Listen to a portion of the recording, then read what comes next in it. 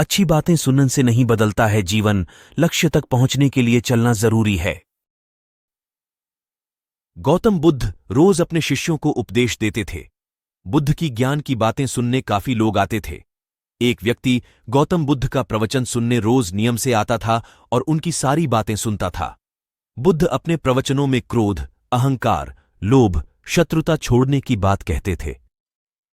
बुद्ध के प्रवचनों का सार यही था कि इन बुरी बातों को छोड़े बिना जीवन में शांति नहीं मिल सकती है।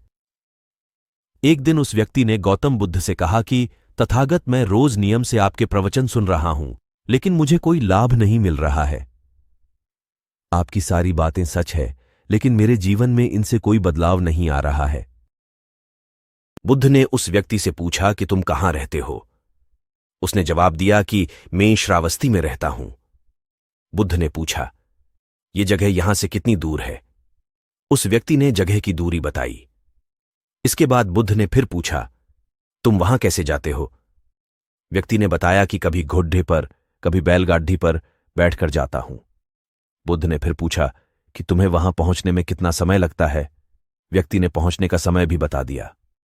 इसके बाद बुद्ध ने अंतिम प्रश्न पूछा कि क्या तुम यहां बैठे बैठे ही श्रावस्ती पहुंच सकते हो? इस प्रश्न के जवाब में व्यक्ति ने कहा कि गुरुजी, ये कैसे संभव है?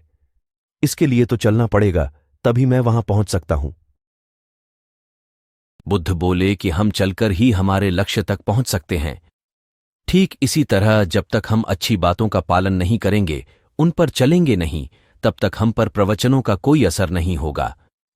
सिर्फ अच्छी बातें सुनने से हमारा जीवन नहीं बदलता है। हमें प्रवचन को समझना होगा और उन्हें अपने जीवन में अपनाना होगा।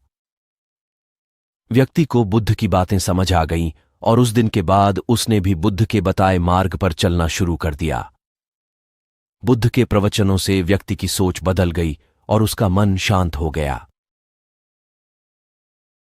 इस छोटी सी कथा की सीख यह है कि अगर हम मन शांत करना चाहते हैं तो हमें क्रोध, लोभ, मोह, अहंकार को तुरंत छोड़ देना चाहिए। इन बुराइयों की वजह से हमारा मन अशांत रहता है, शांति नहीं मिलती है।